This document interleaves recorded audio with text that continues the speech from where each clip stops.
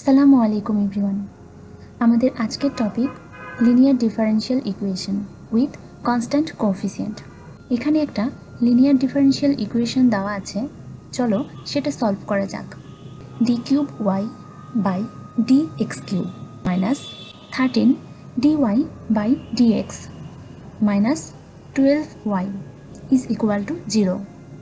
ধরি এটা equation number 1।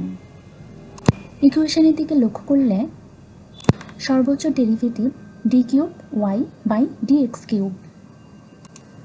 আমরা জানি যে কোনো ইকুয়েশনে সর্বোচ্চ ডেরিভেটিভের সংখ্যাই তার অর্ডার, তাহলে এটা third order linear differential equation. তাহলে লিখি this third order linear differential equation, sorry এখানে ইজ হতো, equation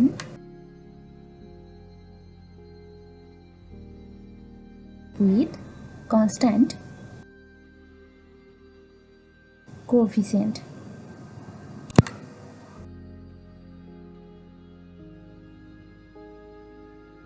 The equation 1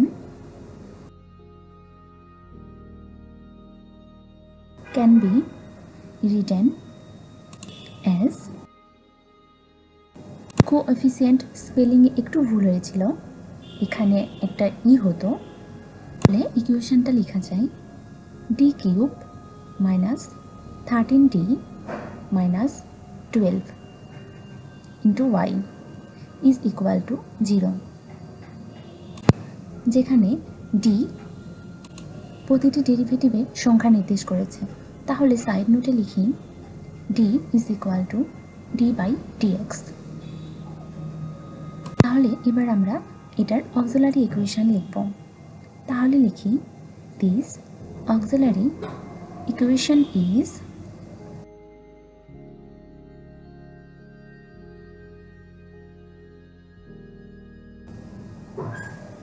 D cube minus 13d minus 12 is equal to 0।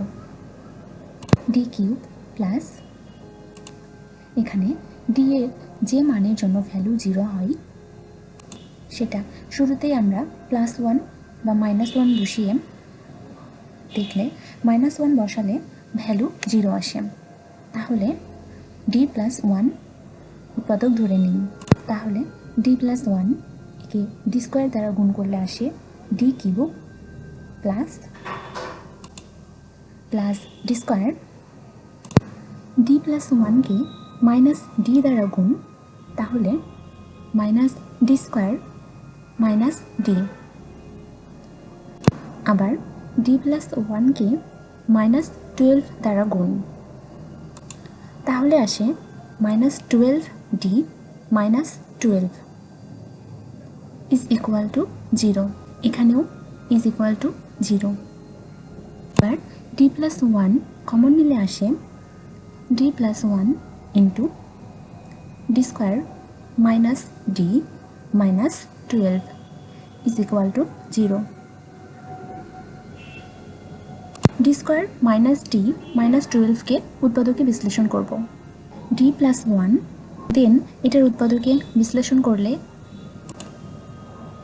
D square minus 4d plus 3d minus 12 is equal to 0। D plus 1, আচ্ছা এখানে second bracket দিই, D common, D minus 4 3 common নিলে আসে D minus 3 × 12 অর্থাৎ 4 is equal to 0।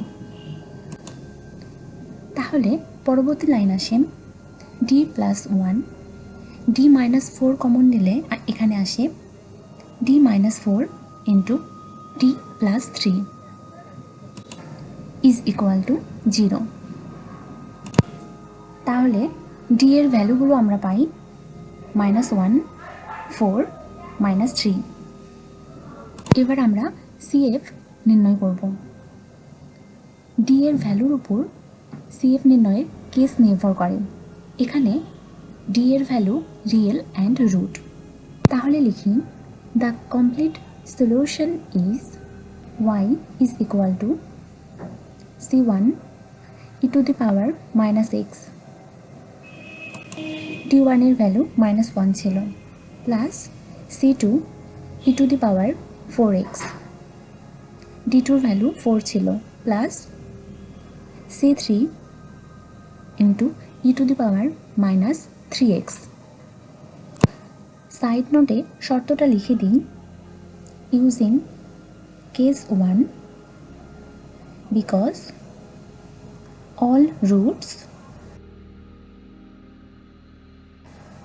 -1, 4, -3 real and different।